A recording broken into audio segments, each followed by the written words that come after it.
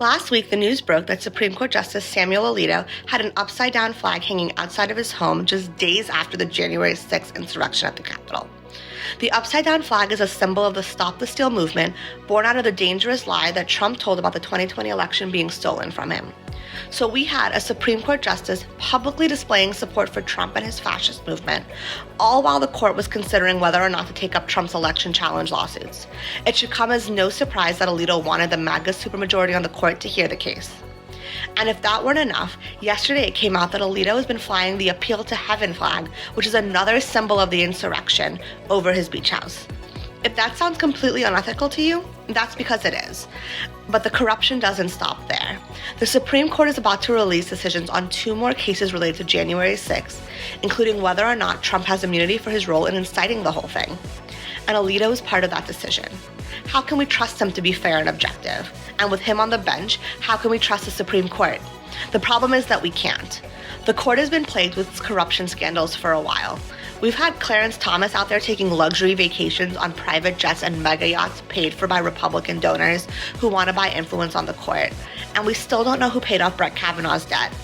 And now Alito is getting in on the fun by displaying his loyalty to the MAGA movement for his entire neighborhood to see.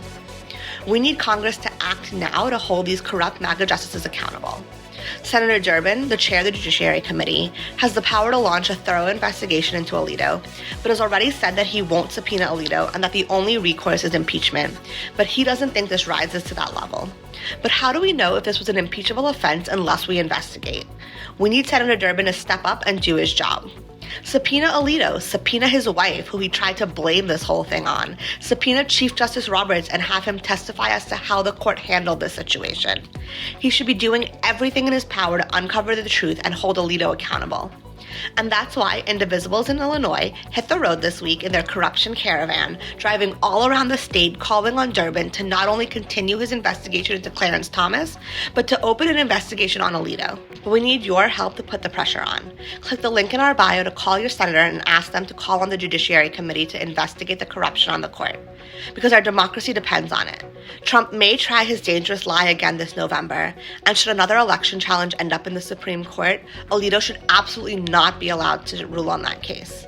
We already know that he's in Trump's corner, just waiting for the chance to rule in his favor. It's never been more urgent that Durbin step up and do his job to protect the legitimacy of the court and defend our democracy.